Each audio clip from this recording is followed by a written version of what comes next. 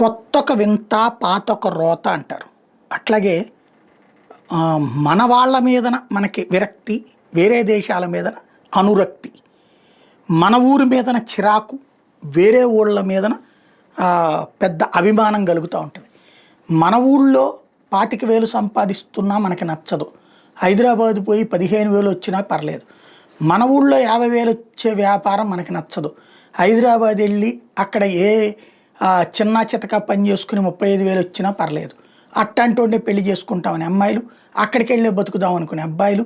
అలాగే ఇప్పుడు దేశాలు దాటిపోతే అప్పుడు మనం గొప్పోళ్ళు, మా బిడ్డ అమెరికాలో ఉన్నాడు, మా బిడ్డ న్యూజిలాండ్లో ఉన్నాడు, మా బిడ్డ అబ్రాడ్లో ఉన్నాడు అని చెప్పుకునే తల్లిదండ్రులు.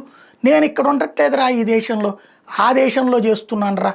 ఏం చేస్తున్నారు అక్కడంటే ఆ సోన్సో కంపెనీలో. అక్కడ ఏం చేస్తున్నాడంటే ఏంటో తెలియదు, కాకపోతే అక్కడికి వెళ్తే తెలుస్తుంటుంది. కానీ అక్కడ విదేశాల్లో ఉండటం గొప్పగా ఫీల్ అవుతున్నటువంటి తరం. డాలర్లలో డబ్బులు తీసుకోవడం అనేది గొప్పగా, రూపాయల్లో తీసుకోవడం తప్పుగా ఫీల్ అవుతున్నటువంటి తరం. దాన్ని బేస్ చేసుకుంటే ఇప్పుడు ఒక గొప్ప ఆపర్చునిటీ రాబోతుంది. రష్యా యుద్ధంలో చాలా దెబ్బతింది, వాళ్ళ మనుషులు అనేక మంది పోయారు, వాళ్ళ సైన్యం చనిపోయారు. వాళ్ళ సైన్యంలో ఇప్పుడు బోల్డ్ ఉద్యోగాలు మనోళ్ళు ఎవరైనా చేరతానంటే చేర్చుకుంటారు. నెంబర్ 1. నెంబర్ 2, 10 లక్షల మందిని భారతదేశం నుండి ఉద్యోగాలకు తీసుకోవడానికి రెడీ అవుతున్నారు. ఇజ్రాయెల్ మొన్న యుద్ధ కారణంగా చాలామంది చచ్చిపోయాక మన వాళ్ళని 1,00,000 మందిని తీసుకుంటున్నారు అక్కడ ఉద్యోగాల్లోకి. ఇరాన్ తీసుకుంటుంది మన దగ్గర, రష్యా ఇప్పుడు తీసుకుంటానంటుంది.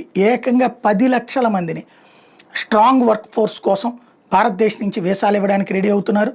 ఏదైతే ఇప్పటికే world chamber of commerce and industry ఈ విషయాన్ని ప్రకటిస్తోంది. రష్యాకి సంబంధించినటువంటి సంస్థ శ్రీలంక కానీ మన వాళ్ళని కానీ ప్రయారిటీ ఇస్తున్నారట.